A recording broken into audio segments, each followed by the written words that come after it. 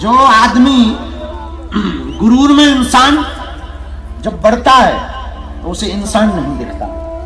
गुरूर में जब इंसान बढ़ता है उसे इंसान नहीं दिखता। जैसे अपने छत पे चढ़ जाने के बाद अपना मकान नहीं दिखता। कोई आदमी अपने छत पे चढ़ जाए अपना मकान नहीं दिखता, पड़ोसी का दिखेगा, ठीक है।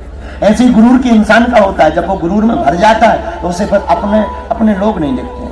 दुनिया दिखाई पड़ती, लंबी लंबी टीवी मीडिया दिखाई पड़ती। मेरे प्रिय पागलों, लाखों लोग तुम्हें मिल जाए पर कभी माँ बाप को मत भूलना, कभी गुरुदेव को मत भूलना।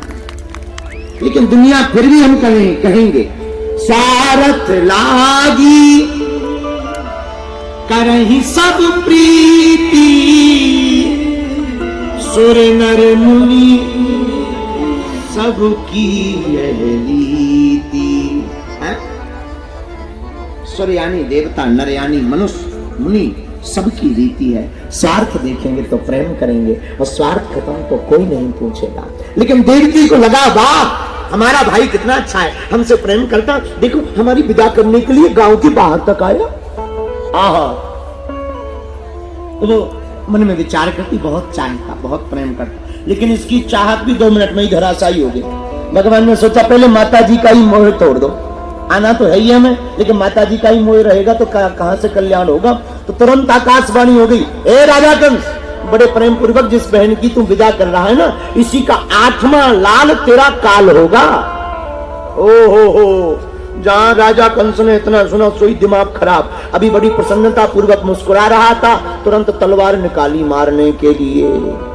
ये होते हैं लोग, 2 मिनट तक चाहते हैं और जहां उनका स्वार्थ पूरा नहीं दिखाई पड़ता तो यही खाने को दौड़ते हैं।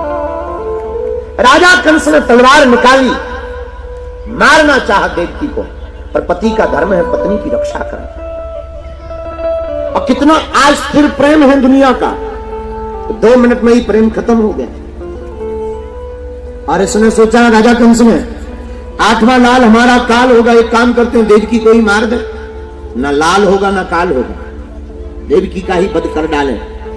ऐसा मन में विचार कर राजा कंस ने तलवार निकाली, मारना चाहा, परंतु वसुदेव जी ने बचा लिया। महाराज स्त्री के ऊपर हाथ उठाओगे जगत हंसी हो जाएगी, नाम बदनाम हो जाएगा, राजा हो बेइज्जती हो जाएगी।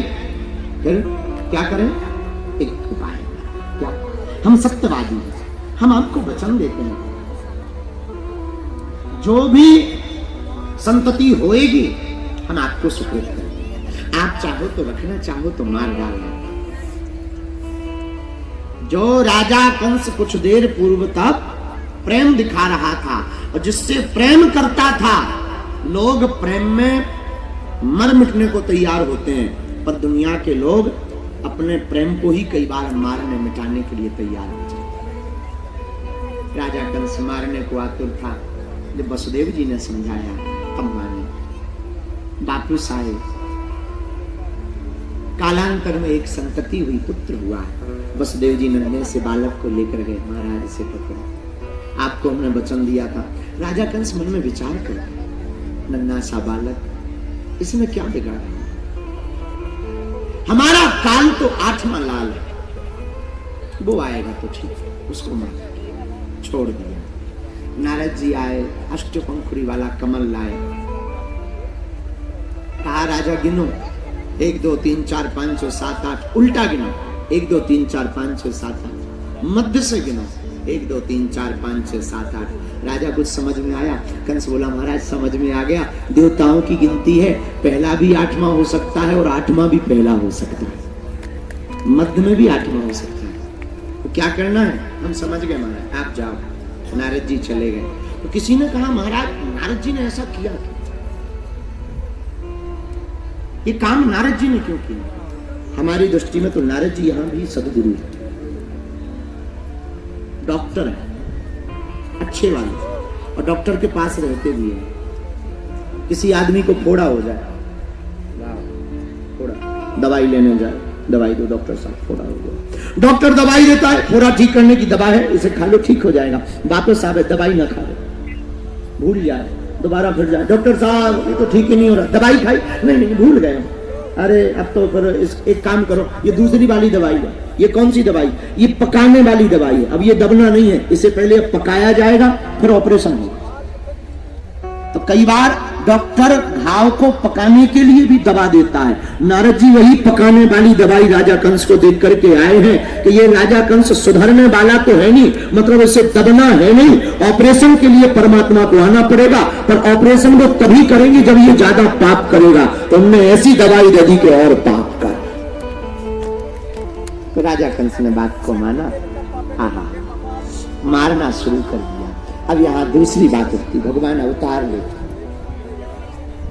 भगवान जन्म नहीं लेते, भगवान प्रकट होते हैं। रामचरितमानस की छंदों को आप पढ़ेंगे, भाई प्रगट कृपाला दीन दयाला कौशल्या हितकारी हर्षित महतारी मुनि मनहारी अद्भुत रूप विचार।